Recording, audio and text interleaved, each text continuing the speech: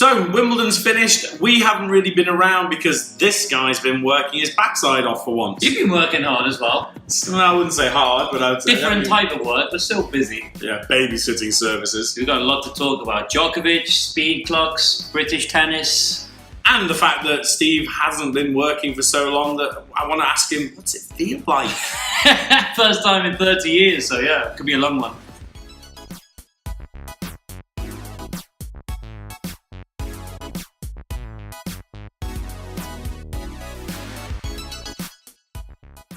Hi, this is Paul from Strong Too Tight. Stephen here, hello. And we finally have got ourselves back in front of the camera doing what I would say we do best, but probably not. Well, the camera loves me, clearly. Look at me. Do you like his yellow top today? It's quite nice. He's made an effort. I've got loads like that. Do you know what? I bought a Federer Nike one because it's like half price as well. Getting rid of everything. Well, in Dubai at the moment, it's Dubai Summer Surprises. So what it actually means here is that the RRP gets inflated a week before to like about 50% more. Yeah. Then they reduce it with a big sale tag, putting it at the normal price, the RRP price, and say it's Dubai Summer Surprise. I think everywhere does that, don't they? I don't think it's that extreme. I'm still annoyed about Marks and Spencer's. They do a drink which is 6 dirham, but then whenever they do a sale, they always put it up to 9 dirham the week before, and then classic strategy. There's a new one actually opening up, but anyway, tennis talk. Not Marks and Spencer's talk. Novak Djokovic. I think we should start with him. Are we going to start with Novak? I think so. I think we should start with Novak. I was hoping we'd start with. Hopefully, thanks to all those people who've tagged us and viewed and things for the Jules thing. Wow. So should we come back to that one later? We'll come back to that one. Yeah, because that was a wonderful. That was a highlight of the last couple. You did excellent last week. I actually was quite impressed by myself. In the least patronising way. I was blown away by all your efforts last week. I thought you were outstanding. Well, we love what we do, don't we? But he went way above the Call of Duty last week, especially playing with Jules for 2 hours is not easy. He hit a good ball, and I had a partner, so yeah. Yeah, I had to get 2 of them, but we'll talk about it later. Yeah, Novak Djokovic. I was so pleased that he won. Well, I was so pleased that he won, but disappointed that obviously Anderson was. Yeah, I mean, it was finished before he even started. In reality, wasn't it? It was such a shame that we never got the fight. It's twice in a row now. Cilic Federer the year before. Cilic Federer was garbage, and this Djokovic one was awful.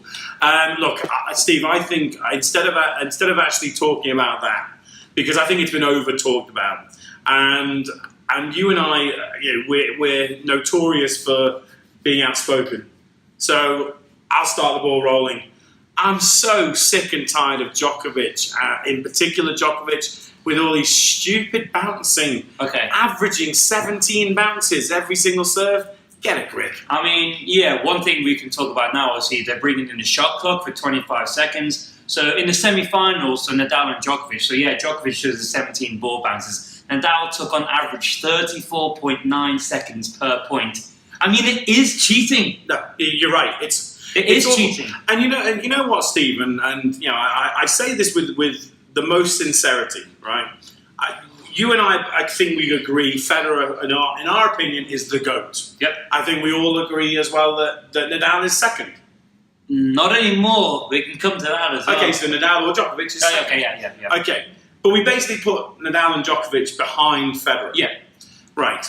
I can't help thinking that one of the reasons why those two have less credibility than Federer is because of their stupid antics. Yeah, I think Nadal with his routines and his superstitions with the bottles and like I say, walking over the line and taking forever in between points.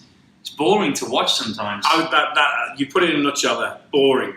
I find it boring to watch those guys, especially when they play each other. Oh yeah, I mean, the Nadal Djokovic match, with all due respect, there was great tennis within, but it's like when they played the 1991 Wimbledon final, which was Becker versus Michael Stick, and there was only 9 minutes of play. No way. There was only 9 minutes of actual play. You Google that and you'll find it. Is that true? Yeah. That's an amazing stat. So I didn't know that. The ball was actually in play for 9 minutes of a 2-hour match. Because it was a serve volley finish. Boom. Now, the Nadal thing, you spend more time watching him do all his antics, pulling his thing out of his arse. Djokovic bouncing the ball 1,000,000 times. Yeah. I mean, yeah. I spent more time watching that at one point. Yeah, no, I remember doing I was doing just some teaching to some tennis coaches, and I was talking about what to do in between points and routines, and I used the Nadal Djokovic match, the semi-final, the 5.5 hour one. What year? 2011 was it? The final was 2011. The long one. So yeah, I said a 5 hours 50 minutes length match. I think 38 minutes of it was tennis time, and the rest was bouncing the ball, wiping the sweat, taking your time, hands up, sorry. Toilet. How many toilet breaks do they need and change the shirts as well? Always those two. I mean, we know about Djokovic, but Nadal changes his stuff all of the time. Do it on court. I mean, that doesn't necessarily bother me as much, purely based on the fact that as a spectator, sometimes I need to go for a pee. So it's quite good that the players want to. But yeah, I think that the frustrating thing about Novak and about Nadal is that they get frustrated and they get angry with the umpire when the umpire is doing his job. Now, the problem I see is that the umpire isn't doing his job effectively. Well, that's the issue, yeah, exactly. They've got no respect for the umpires. Yeah. And, they'll complain, or the umpire will call it after a long point or something like that, and Nadal's then got an argument. But it's when they've done 2 or 3 shots and then it's the same routine. Yeah, exactly. It's too much, and all the crap that goes on. It spoiled Wimbledon for me. I've got to say, actually, speaking to people as well online or just in person, more and more people are starting to feel the same way, that they're sort of not warming to them as much, or losing, not respect for them, but a little bit of love for them because of all of the things and complaints about, I want to take 30 seconds, why are you calling me on this? Sorry, it's the rules, isn't it? It's just so frustrating, and as a tennis fan, we need to stamp it out. I think also one of the reasons why I want to bring this up is that I want to bring back the match between Kasatkina and Kerber. Yeah. The second set, because I've said it online, I've said it on Facebook, I've said it all over the place. Those two ladies, in particular Kasatkina, hit more variety of strokes in that final game than most people in their careers. At one point, Kasatkina did a jump, drive backhand, which he then turned it into a angled drop shot from behind the baseline. It was stunning tennis. And what I'm worried about for the guys is that I think it's now changing. I think the ladies are starting to get it. We've said this a couple of times recently. I think certainly look at the new era of men coming through. They're not the most subtle of players. They kind of are bang, bang, bang, thank you very much. He wasn't in it. He's been injured. He's back now. Rublev is a perfect example. He just hits the ball and hits the ball until a mistake happens. And if that's what's going to come into the guy's game, then I'm definitely over to the ladies. I think Kasatkina is a breath of fresh air. I think it was great that Jules even said it last week. He said about Kasatkina, he said that she is outstanding when on the tour. She is a breath of fresh air, and I love the fact that certainly I've been. Well, let's hope she's the one to take it on, because that would be great for the women's game. But even some of the other ones, there was another youngster. I mean, even the juniors, that Corey Guff, I can't say the name. I don't 14 years old, but she can do anything. She's incredible. That's the black girl. The black girl. Yeah, she was amazing. The next Venus or Serena. She's unbelievable. Yeah, she is good. I saw some extended highlights from when you sent me her name. Yeah, she's very, very impressive. But yeah, I mean, getting back to it, I just think that we need to stamp it out. The ATP need to be stronger. They need to. I mean, the shot clock. I'm not necessarily for it. I'm not a big fan of that. I don't want it to become. Is it just going to be on the court? Are they going to be able to see it? Yeah, apparently they can. I quite like that. Okay. I hope that maybe they take, if there is a long match, if it goes over a certain 4 hours, they can maybe give them an extra 5 seconds. I'd like to see that.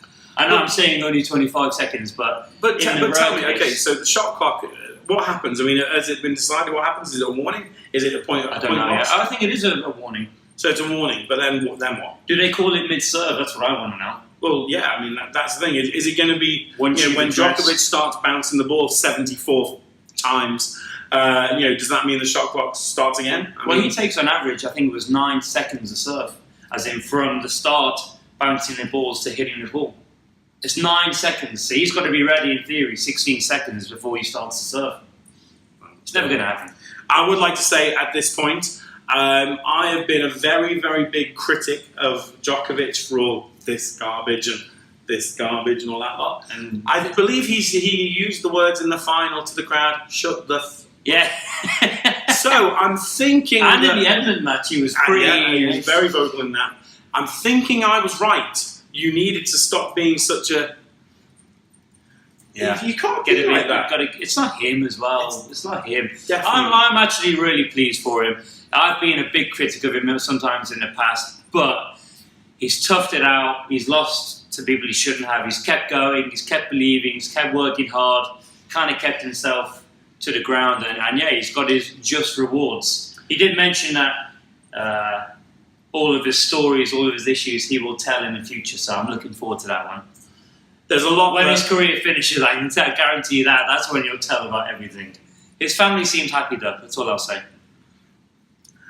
There's a lot more going on behind the scenes that we, as mere mortals, didn't know about.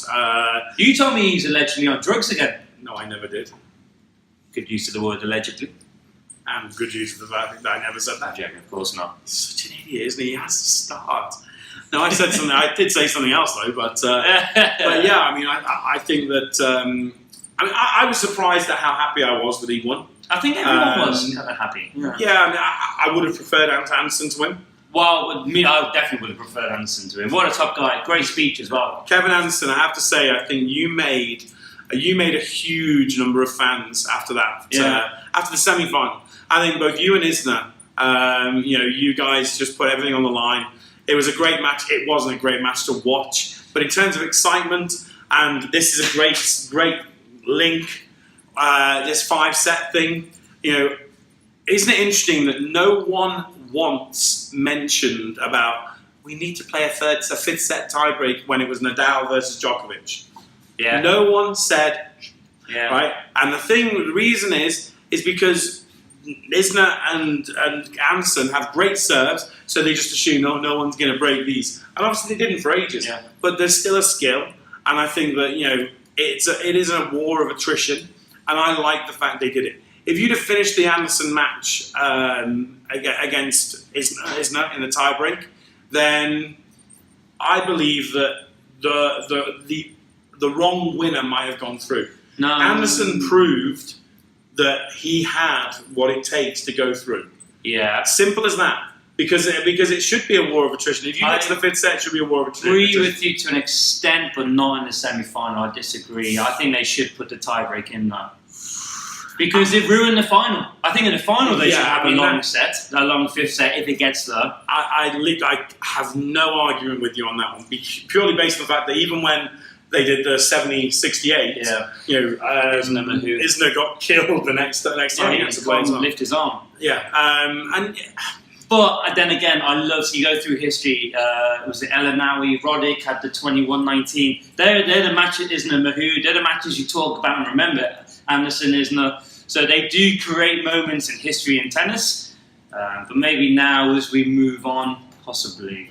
But I know what you mean. Yeah, maybe the wrong winner. Wikipedia Isner's results at Wimbledon.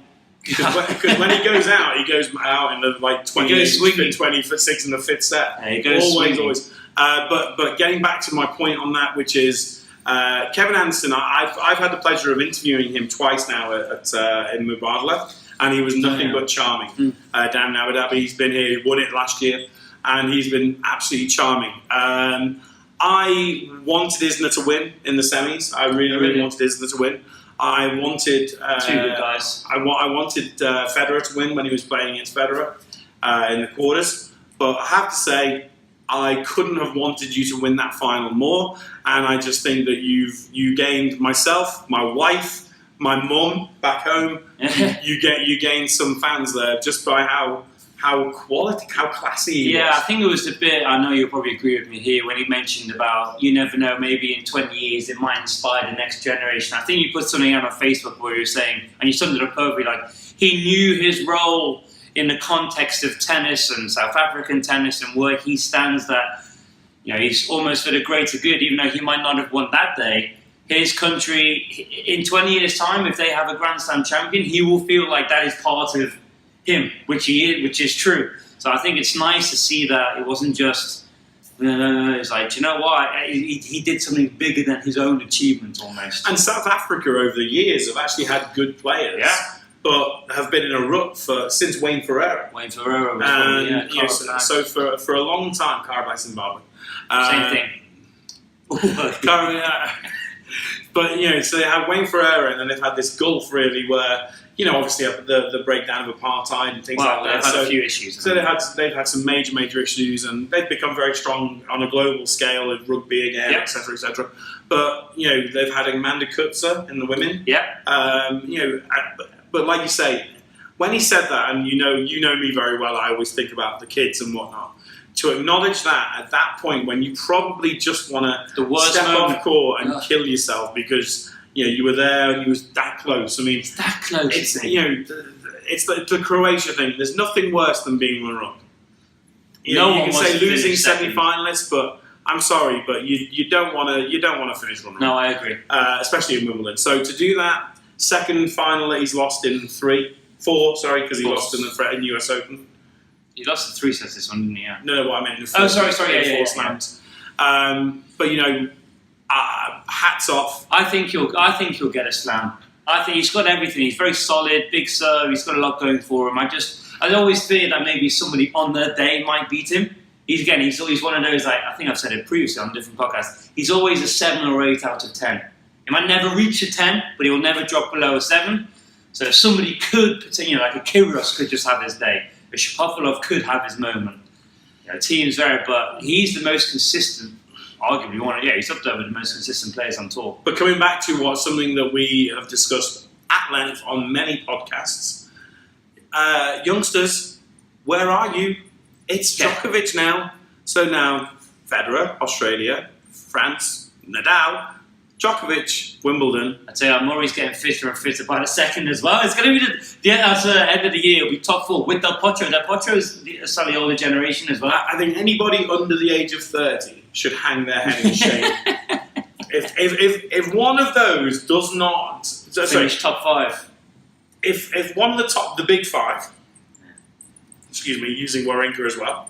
Well, yeah, he's coming back as even well. though he's pants. Nishikori's coming back. If one of those big 5 wins the US Open, I think all of you between 24 and 31 should just quit. Because the fact that you guys can't win a slam... There's no way anyone else is going to win as well. There's no way not one of those guys is going to do it. Dimitrov. I know he's done nothing. Forget it. Okay, so Anderson's 33. Yeah, Del Potro is 31. Murray's 30. And Zverev got killed. Killed. Team injured, but we know he. I mean, when he does this big, massive swing and the ball's in the back fence, the ball kids are rolling the ball back. I'm hand on heart, he's never going to win Wimbledon. If if Team wins Wimbledon, I will willingly. It's only really marry you. Kyrgios, I mean, Chung, he's training again, but he's not done anything this year, really, since... Kyrgios disappointed me against Nishikori. I spoke about that on the last one. He just wasn't there. Yeah. Mentally, he wasn't there. I think he was on a beach in Barbados based on his Instagram. Well, yeah, exactly. Should we move on to the ladies quickly and just talk about Kerber, Serena? I was really happy for Kerber. I had a feeling Kerber might do it. Again, amazing for Serena to get to a final. 4th tournament back since her pregnancy. Congratulations. I think you might have a few points about the competition's attitude towards Serena, as in the female players' attitude towards Serena. Yeah, I think that I think most of the players up to the final played against the aura that is Serena and not the player. We said that on the last podcast. I don't think Serena played particularly well during that tournament. Georgia gave her a run. Georgia gave her a run, which was all right, but But no, I'm disappointed with the ladies Wimbledon, but I'm also excited. The reason I'm excited was what I mentioned before about Kazakhina. I'm disappointed. Swain, the hair match versus Halep was incredible. I think that it was put on Facebook the other day on a coaching site, which Steve might have seen, and it was like, which is your match of the tournament? And everyone was saying Del Potro versus Nadal, or Nadal versus Djokovic. Kazakhina Kerber. I wrote the second set of Kazakhina Kerber, and they were, and actually I got quite a few likes on it because that for me was more entertaining. Yeah, exactly. It was a lot of variation of shots, a little bit too many errors still, but I'd rather see going for different shots. Variation is always nice. So, but then also I think it wasn't a great match to watch actually, but the Sway versus Halep match, that was all right. Sorry, talking about the ladies' game again. I just felt that moving on from the Serena thing, I just felt that it was too catty. The women's game was too catty. With the actual final itself? No, the final was absolutely lovely. And again, Kerber and Serena, hats off. So much respect for one another. Great. But the rest of it, it was just all like there were certain ones where, I'm sorry, I don't want to bring up names. It's just too easy to do that. But like the handshakes and stuff at the end, you see the guys and they're giving each other hugs and stuff, and the women, they're just like, and they're so bitchy and catty. Well, we've seen what it's like behind closed doors, and we've said it before. It is more ruthless, more emotional, I guess is the word I'm going to say. I don't know if that's the right word to use, but in the heat of battle, they are more. Once they lose, they're actually perfectly fine once they've calmed down. But just in that moment of, while it is still in the tournament, they are very, very strong with each other. Is it strong or is it bratish? Yeah, when you've got kids and you're working with kids and you're trying to sort of get them to understand about winning and losing, I think one of the problems is that the ladies' game, they have their entourage with them, and they go to their entourage and they're constantly looking up at their entourage, and because they've got their entourage, they don't lose. Not the individual lose, the whole team loses. So I don't think it teaches the girls that much. I think it's the same with men though, a little bit. It's the Osaka effect. Remember when Osaka's coach went on the court? It's just not. I don't know. I mean, can you imagine? I don't know, Federer, Djokovic, Kyrgios, whatever. Imagine Kyrgios and crying, looking up at their crowd all the time. These are strong, powerful women. I've said it enough so many times. Yeah, I'm not. Why are we pandering and babying them? The WTA is not respected from the perspective of getting the product out there. And the product is not Serena, or Serena's probably the only one that is. It's so-and-so and their team. It's Muguruza and their team against Halep and their team. Yeah. Come on. I just want it to be them. I want, if they go and have a fight on court, I want them to have a fight. I want them to rip out each other's eyeballs. Fantastic. But do you know what? Then at the end, I want them to give each other a bit of love. Once it's or over, show some respect. I always swore then. Because the battle that Djokovic and Nadal had, massive. Del Potro and Nadal, what a finish to a match. Yeah. And then you've got just you spoiled brats. Just and I'll come back to the Anderson thing. You have a responsibility to the kids worldwide. They behave like you because that's what you do. They behave like Neymar. I've just been watching football camps. It's pathetic. Rolling around. If anything was ever decided during that World Cup, it's how much of a pleb Neymar is. Yeah. Right? If you know what pleb means, kids, just silly. Kids worship him. All with the t-shirts on with Neymar. And I'm thinking, he may as well go on Coronation Street. I remember a few months ago, I got into an argument with a guy. I was walking past the football pitch and there was a match going on. Probably 16, 17-year-old boys, so a bit like men, basically men. And this kid went down rolling, crying, and I started laughing out loud. I didn't know his dad was there. He's like, "Why are you laughing? He's seriously hurt." I'm like, "He's fine. He's going to get up in a second." And everyone's running on, and they got to stretcher. And yeah, he's crying, and then 2 seconds later, he's up. I'm just kind of standing there smiling, thinking, "You're bowing down to this. You're you're giving your son on with 20 people running on the pitch, stretcher running on the pitch. The kid fell over. Yeah. It's like, what's going on here? What's happened to falling off trees and breaking bones? It's really bad. I always say that to parents. So I let your kid break a bone. I think it's good for you. So let me put it to you advice. like this, because there's a lot of. I think we're also going to touch on this, even though we were going on for ages as usual. All right. Let me put it to you like this, everybody. Okay, Kevin Anderson lost in the final of Wimbledon. He probably won, what is it, about £1 million runner-up? Yeah. Just under £1 million. Yeah, 2.2. Okay, Yeah. right. He won 7 matches, works his arse off, did so well, and then at the end of it, gives a brilliant speech and etc., etc., etc. Neymar did sweet FA, rolled around on the ground for ages, probably gets in the region of around about 300, 400 million, and Million a match. No, maybe. Yeah, $1 million a match. Well, so, fair pay? That's fair? Who's the role model? Yeah, exactly. Who's the role model? The one that does that or the one that does that? I would like my kid At least he's been found out. I teach a few Brazilians. They were embarrassed. Yeah. They were embarrassed. Yeah, but how's he going to get found out? Look at what happened with Rivaldo. Oh, Right. It's. Oh, look interesting on the camera. Do you know what? I'll just say it. Footballers, you are the lowest of the low. The World Cup. I'm not all of you. The softest. The Andrex League. I think it was Lawrence Delalio said it on Top Gear. You're the Andrex League. That's quite a good way of putting it, actually. Yeah. You are a toilet paper. So soft on your bottoms. You're an embarrassment. I'm sorry, you're an embarrassment. But they play for 90 minutes a week. That's hard work, mate. That is hard work. Yeah, 90 minutes a week. When my wife and I have children, the last people I'm ever going to let them be role models of is going to be footballers. What about Ronaldo? He's quite a good role model. Keeps himself in shape. Doesn't roll around too much. Oh, Portuguese Ronaldo? Yeah. Oh, yeah. You did one. Really? I think he's not a bad role model. The only one I would even consider would be somebody like Iniesta. I thought you were going to say a Liverpool player then. Thank God he did. Yeah, Iniesta's a good one.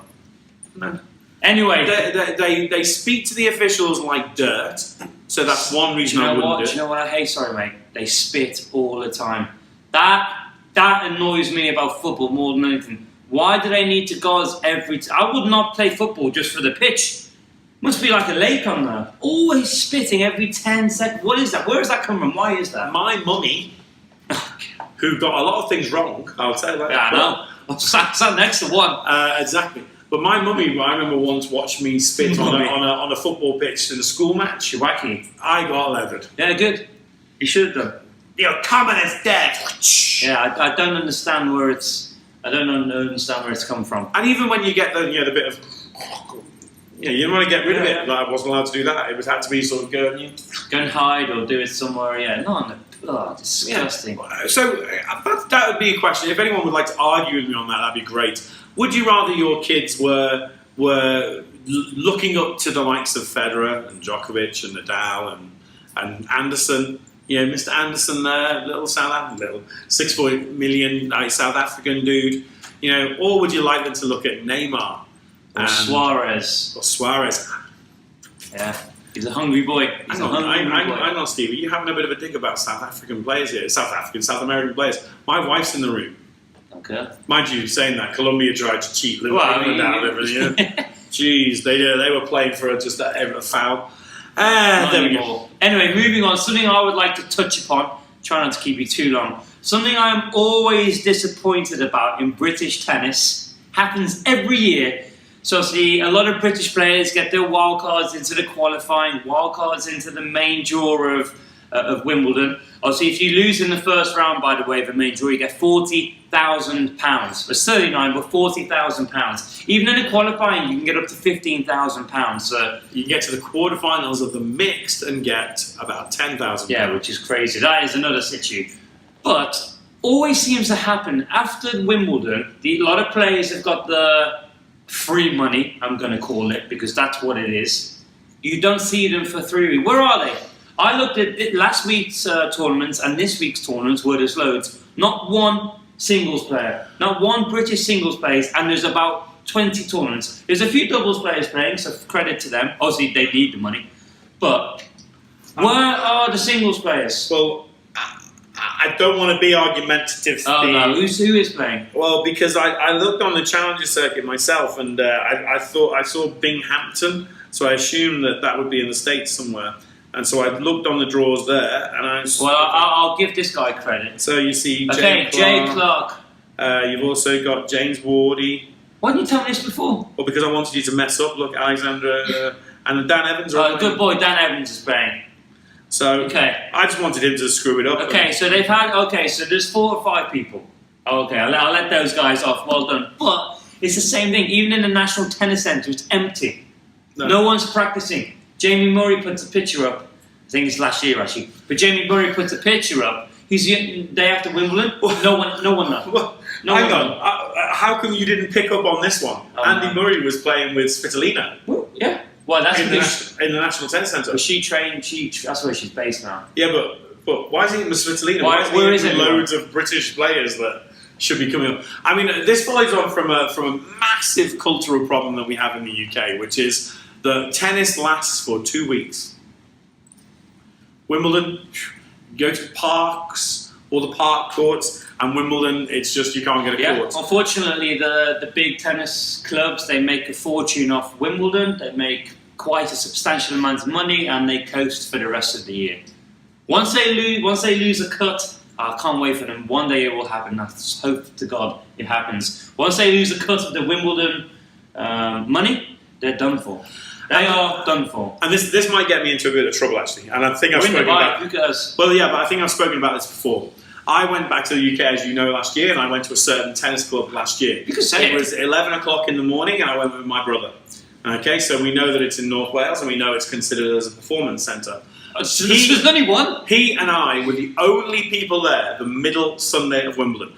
So, beautiful sunny day, we were the only people there. Maybe they were all watching. As a coach, and I choose my words carefully, as a coach, it's your responsibility, you morons, to get those places busy at that kind of time. They should have people watching events. Seriously, that place should have been heaving. Whoever the coaches are, I don't know any of the coaches there. Okay? And I went to other clubs as well. Same everywhere. Everywhere was empty.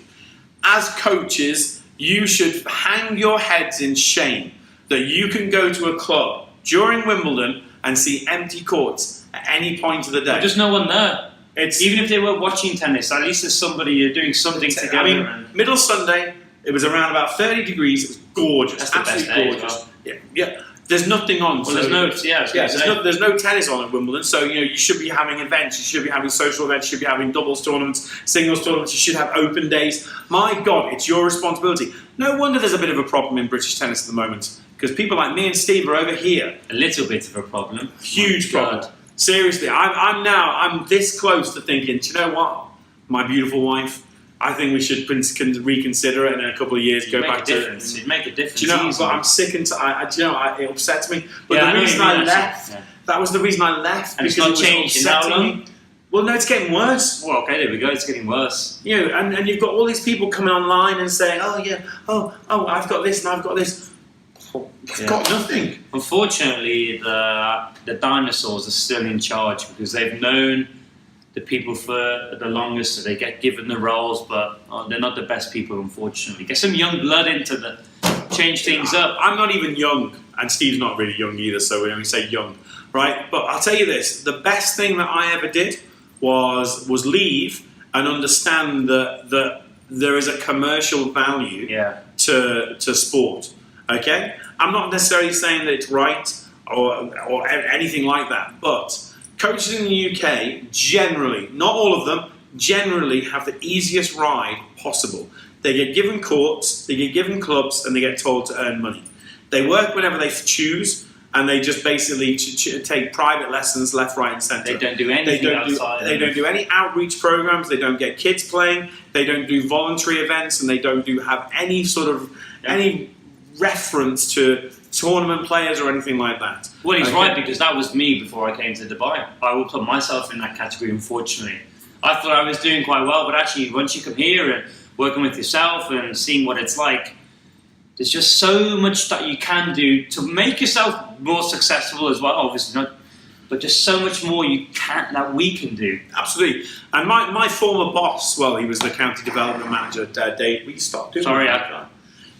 Right. His name's Dave Patterson, and I love him to bits. He's Big Dave. Yeah, Big Dave. Heart's in the right place. Lovely, lovely guy. And all respect, Dave, I consider you as a massive role model to me. He knows how passionate I was. And I honestly believe that one of the negatives about the UK is that the passionate coaches, the ones who sleep thinking about it, the ones who don't go to bed thinking anything else but it, are turned off because they're not allowed to be passionate. It's it's a bad thing to be passionate. I'm not necessarily saying I got treated badly. I didn't. I was in a decent. There's almost too many. Not blockades is the wrong word, but there's always like there's too much red tape. Yeah. I mean, I understand little bits of it, but clubs in the UK need to understand that if their coaches are not bringing revenue to the club, get rid of them because they're not good enough. And if they're not, they should be. Clubs should invest in the coaches, and coaches should invest in the clubs, and that doesn't happen. Okay, if I go back, I'll tell you right now, all I'll be doing is I'll go to a significant club or county or whatever, and I'm going to say, right, I'll bring you this, but I want this. Yeah. And I'll make sure I get that. And that's the thing, that coaches want to have everything handed to them on a plate. No, I agree. And we know that from coaches who've come over to work here and get the shock of their life. Yeah. Because you have to earn it. You have to be better than the others. You have to have a development plan. You have to have everything in place. Social media, reputation. Although saying that, social media in the UK is really, you can't really. I think it's pants. Well, no, but there's so many laws. Well, yeah, there's so many laws, but you can get permissions and things, I guess. Yeah, but either way, we've digressed majorly. It is frustrating, but I had another dream last night. I was teaching Svitolina. I think it's going to happen. Andy, give me a shout. Well, okay, so another great link then. You just linked great. This last week, and we touched on it at the beginning, last week, for 5 minutes. My very good friend, I consider our very good friend. It's all changed now, isn't it? Do you not remember all the abuse? I've been speaking to him. All the abuse that I would get. Oh, yeah, you're the person who you stalk. And the great guy that is John Julian Roger. Get his name right. Jules Roger. Okay, came to train here in Dubai. He gave me a call during Wimbledon saying that he'd come over, etc. Can I sort him out? And one of the people who kindly agreed to hit with him was Steve. And not only hit with him, but sorted out a court, which was fantastic. We got 3 days with Jules, basically. Amazing. Watching this guy train, it's clearly... It's wonderful to watch, not necessarily just for the intensity, but you just see how much difference that this guy has got going on in his mind. There's so many. The levels are just very different.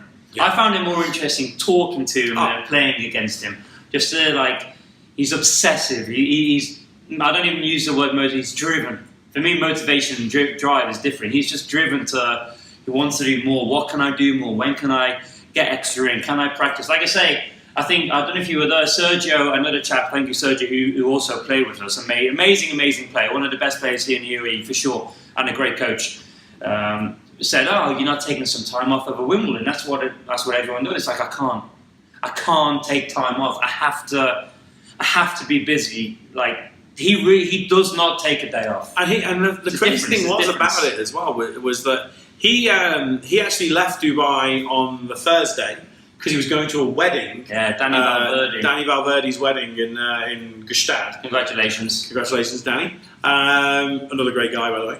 And he wouldn't let up. It was like 2 hours, and he was at one point. He started at 4 o'clock. Was it 3 o'clock? No, 5. I think. Was it 5? 5 till 7. The Addy day. Yeah, 5. So 5 o'clock. It was around about 70% humidity. And he played outside. 45 degrees. 45 degrees and 70% humidity.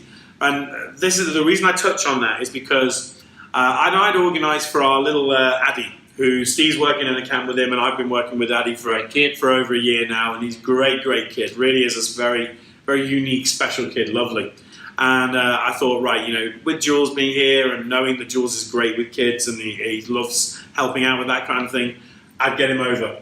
And he stayed and played with him for half an hour. And, that doesn't happen. Doesn't happen. And he coached him as well. Yeah, it wasn't just like hitting balls and looking at his watch. He was like involved, talking to him, teaching him. Yeah. Yeah, we use the words great and amazing and blah, blah, blah. We use it a little bit too loosely. This guy is just a class above the rest. He's in a great partnership. He and Oreo. Oreo is what did he win? He won the Humanitarian of the Year. Yeah. He won that award last year. Jules, for me, he's just a lot more quiet. He's less active on social media, but just as nice. But he's just on a different level of how wonderful he is. Well, I had a lesson, and I just said, "Oh, could you maybe just hit with my lesson for a few minutes?" No problem. Didn't even blink. Didn't even question it. So. Yeah, just a client, got to hit some balls with the current 11th best player in the world. What an experience! I touched back on when I was 15. I had the privilege of hitting with Yannick Noah. Yeah, and at 15, legend. That just. Here I am, 44 years old, and I still think about that. And knowing the way Addy is. He couldn't sleep that night. He was so excited. He was so tired the next day. And we got him to ask a few questions and stuff. So please check out the YouTube, the Facebook and Instagram post on that because it is lovely. But getting back to Jules, right? One of the things that people don't realise about pros is that they have a mindset which is, I would say, compulsive beyond OCD level. And he was not prepared to budge in terms of he was very busy when he was here, but he would not miss a training session for a minimum of 2 hours. Even that day outside, which you were lucky actually you got away with not doing that one. Yeah. The day outside, he looked like he was going to vomit on court. He looked in a really bad way. His lovely girlfriend was saying to him, "Stop," and he's just like, no. And he kept going, and like I said, after 2 hours, Addy turns up, and he just, I didn't even ask, I just said, just hit a few balls with him. 30 minutes later, he's still playing with the guy. Yeah. And I think it's something as well, so when he played in that humidity for 2 hours, he was like, I was talking to him the next day, and he's like, man, that humidity kicked my butt. He was like, but I was annoyed. I wasn't fit enough to handle it. I was annoyed. I've got to go and train harder. I want to do it again. I want to play outside. It doesn't matter who you are in the world. If it's 70% humidity, 40 degrees, you're going to sweat like anything and it's going to kick your butt. He was annoyed he couldn't handle it. It's just the mentalities. This is what we talk about. There are tens of thousands fantastic tennis players. Maybe even better tennis players than Jules. Not tens of thousands, but just a few. But it's the mental aspect which separates them all. Let me tell you, in the top 1,000, everybody hits the ball well. Everybody's got a big serve. Everybody can volley. Everyone's got a good forehand. Everyone's consistent. But it's the mentality of pushing yourself and being driven every single day to work hard, be dedicated. That is what makes a difference at the end of the day. It's as simple as that. Simple as that. Well, he was a beast. Amazing. And as I mentioned before, Steve was incredible. Steve was doing 13, 14-hour days every day last week, and on 2 occasions managed to play for 2 hours with Jules, which went way, way, way beyond the call of duty. But pleasure, I know he loved it. He sent me some lovely messages as well. But from the bottom of my heart, it was very, very good. As we know, I'm injured. I'm nowhere near that pace anyway. I was going to get him to play, and he blew his knee out again. Hey? Why did This is true. Yeah, but I'm funny. Yeah. Although saying that, I did see you hit the 2 best returns ever. You only hit 3 shots, but 2 of them were by far the best returns I've ever seen in a long time. I actually hit 4 shots. Well, I didn't see the other ones. I hit 4 shots. Jules was serving down the middle, so he has to tell me where he's serving, by the way, because I'm not going to read that. Can you imagine? It's like a tug. It's like always in the cruise ship turning. It's a cruise ship turning. So Jules has to say, I'm going to put it there, Paul. So Jules serves, and I literally just boom, big return. I did joke saying that I was aiming for the other tram line on each one of them. I could tell you weren't. But I hit 3. Was it 3? I hit 1 straight to him. I only saw 2. And then the other one's like, because because he didn't go for the one I hit straight to him, I just thought, forget it. And I just took a swing. And it's nice to know it's still in the locker. It's still in the locker. I've still got, there's bits of me. But the tennis never leaves you in a way. It's just a bit of the physicality and getting used to the speed of the ball. But the problem is that when your tennis doesn't match your fitness, or vice versa, that's when the injuries kick in. Yeah. Obviously, my tennis is nowhere near my fitness is nowhere near as bad as my tennis. So my body was broken by the end of the week. My ankle was sore, my knee ached, my back was in bits. I mean, but Jules said to me, he said, Steve prefers it far more when I really hit it, and I was like, yeah, he does. He doesn't like it when you. He's like, if he's got no time, he's fine. But just hit it as hard as you can at me. No. If it's especially to my backhand, all day I will back myself on my backhand side. All day. I wished I'd recorded it, but I was actually having a meeting with somebody, and at the beginning when it was just Jules and Steve. Oh, I mean, Alicia was down on the court. I know what you're going to say. Jules' girlfriend, 16 years of girlfriend. You know, Jules, sort that out, will you? Yeah, I know. But she was down there anyway, and I'd gone upstairs and just watching Steve, and like there was just miss it, shank, miss it, and then all of a sudden Sergio walks in, and Sergio hits 600 in the world, so. Brilliant player. Kind of hits a forehand, kind of like Del Potro-ish. Yeah, big swing. He walks in and like you can just see Steve's eyes just think, oh crap. No, it relaxed me. It did? Yeah, I was fine when Sergio walked in because I knew it was okay. Do you know what I was thinking about actually? I remember Ivan, an old coach of ours, when he got to hit with Federer. Didn't he do a complete air shot or the ball bounced before the net on the first shot? Or was it Milan? Wasn't it Milan? I was just hoping that I didn't completely miss the ball on the first shot. I remember when, was all right. I remember when Umaru, Nigerian guy, left-handed, plays very similar to Nadal, but crap. Compared to Nadal, he's a brilliant player. And he went on with some lady. Which lady was it? And he totally shanked. I mean, very extreme Western grip, and shanked the first ball. And like the lady was like. And it was the first ball. It was in the service boxes, so. Oh my god! In the service boxes. It was bad. It was bad. But no, these guys did great. Faisal was also fantastic. I was going to say obviously can't forget Faisal. Amazing guy as well. Really nice guy. And 40. Yeah, I know. He's lying. You're lying, Faisal. He's not 40. There's no way. You cannot be 40 and look that good. He looks good. I actually hate you. Yeah, he looks good. He's handsome. Earns probably a ton of money. Plays a great tennis ball. Works around tennis. But top guy, really nice guy. 39 years. I honestly thought he was 29. He's 4 years younger than you. If he's 4 or 5 years younger than me, and he looks about 50 years better than me. He looks younger than me. I'm 30. You look awful. I'm looking alright actually. I've had my haircut. Beard's a little smaller than normal. Okay, whatever. Looking quite handsome, I think. Okay, we better call it a day. I'm gonna quickly say that I was delighted, but I cannot believe it's taken this long, that Michael Stick got put into the Hall of Fame. Oh, yeah. How come it took so long? Well, he's won Wimbledon, he's a Davis Cup champion. I mean, what the hell? They don't put that many in a year, though, do they? Well, Helena Sukova and him. I love the way he's like, who's Helena? Who's Helena? She won loads of doubles. She was a doubles specialist. Fair enough, there you go. Great, really, really good player. I think her highest world ranking in singles was about 5. What did Suk overdo? Helena Sukova. Yeah, great. What did she do? What do you mean? She played tennis. Well, yeah. What did she win? She's won loads of doubles. I think she's pretty much won every slam in doubles. Chopped but up. She hasn't. But she did. I don't think she's won any. She hasn't won any slam in singles. But very, very good player. There we go. But yeah, I like all this Hall of Fame shit. Yeah, I like it as well. So quickly, just to say. Schnaut have offered to possibly send us a bag over and stuff, but we need to pay Steve. We need to get that sorted. So we might not need to. Schnaut. The next podcast will be dedicated to Schnaut. And I've promised my wife that I'm going to do this week. I'm going to grab some of the rackets, and I'm going to do a bit of just a 5 to 10 minute talk on the rackets and the history of it and things like that. Well, yeah. She's killing me. She's killing me. She thinks that people would be interested.